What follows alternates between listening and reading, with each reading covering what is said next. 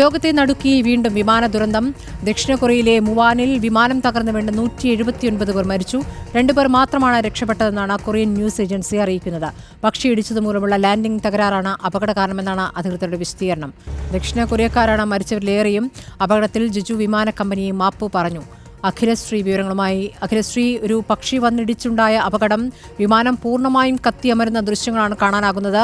2 പേർ അത്ഭുതകരമായി രക്ഷപ്പെട്ടു എന്നുള്ള വിവരമുണ്ടല്ലോ. എന്താണ് നമുക്ക് പുതുതായി വാർത്താ ഏജൻസിയിൽ നിന്ന് ലഭിക്കുന്ന വിവരം?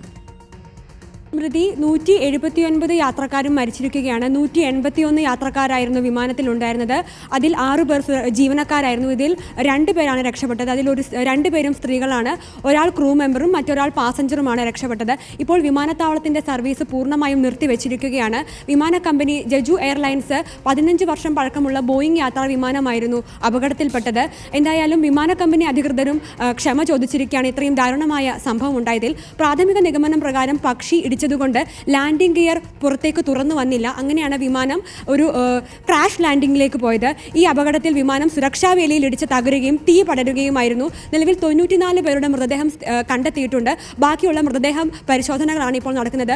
വിമാനത്താവളം അക്ഷരാർത്ഥത്തിൽ ഒരു ശ്മശാന ഭൂമിയായി തന്നെ മാറിയിരിക്കുകയാണ്. വിമാനത്താവളത്തിലേക്ക് കണ്ടെത്തിയ മൃതദേഹങ്ങൾ മാറ്റുന്ന നടപടികളാണ് ഇപ്പോൾ പുരോഗമിച്ചുകൊണ്ടിരിക്കുന്നത്.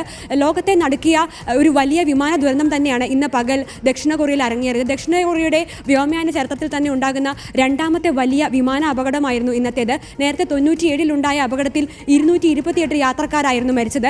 ഏതാനും ദിവസങ്ങൾക്ക് മുൻപ് കസാക്കിസ്ഥാനിലും സമാനമായ വിമാനാപകടത്തിൽ 38 പേരായിരുന്നു മരിച്ചത്. ആ വിമാന അപകടത്തിൽ റഷ്യയുടെ ഡ്രോൺ ആക്രമണമായിരുന്നു എന്ന ഒരു സ്ഥിരീകരിക്കാത്ത റിപ്പോർട്ടുകളും ഏറ്റവും ഒടുവിലായി പുറത്തു വരുന്നുണ്ട്. എന്തായാലും ഈ ജെജു വിമാനത്താവളം വിമാന അധികൃതർ ഇപ്പോൾ ക്ഷമ ചോദിച്ചിരിക്കുകയാണ്. സ്മൃതി.